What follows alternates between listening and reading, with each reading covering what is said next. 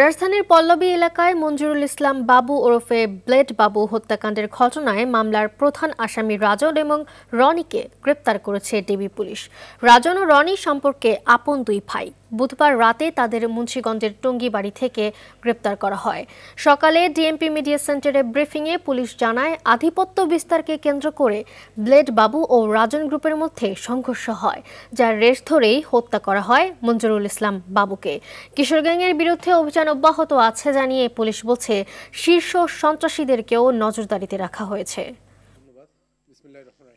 এলাকা কেন্দ্রিক যে প্রভাব থাকে, এদের আন্ডারে কিছু গ্রুপ মেনটেন করে, এরা আর্থিক বিষয়গুলো নিয়ে এদের মধ্যে দ্বন্দ্ব ছিল এবং এই দ্বন্দ্বের এক পর্যায়ে তাদের মধ্যে কথা কাটাকাটি হয় এবং এরপরে তারা একে অপরের সাথে ধস্তাধস্তির এক পর্যায়ে তিনি হত্যাকাণ্ডের শিকার হন, ব্লেড বাবুর হত্যাকাণ্ডের শিকার হন।